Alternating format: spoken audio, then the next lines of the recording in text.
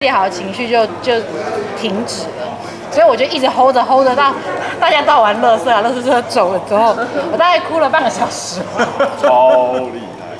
代表公司啊，首先就是感谢我们这个履历报道的团队啊，以及我们陈副董事长，还有我们郝校主副总，还有戴尼克啊，他们的这个费了非常多的一个心力，付出非常多的这个熬夜啊，就是把这个戏能够从头到尾都打理得非常的好。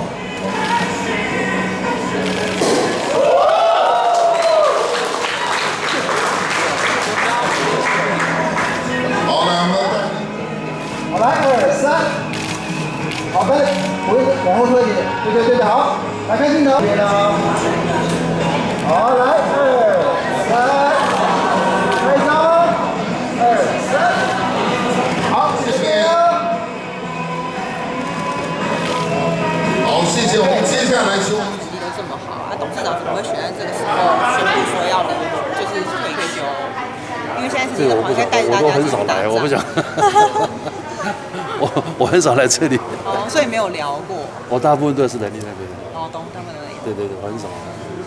我最近是情商，是不是眼睛怎么这么重？对，昨天哭戏。因为我昨天好了，因为昨天我跟爸爸一个哭戏，然后呢，因为在宫庙，它其实比较算偏外景的部分，所以声音很难控制。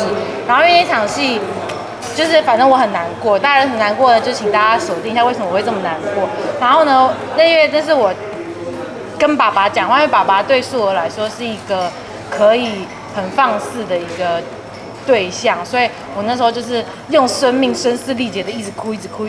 然后呢，在宫庙的时候又刚好那个时间遇到了一个垃圾车，可是有垃圾车的时候，我又很怕说我现在情绪打住了，我怕我等一下好不容易堆叠好的情绪就停止了，所以我就一直 hold 着到大家倒完垃圾车走了之后，我大概哭了半个小时。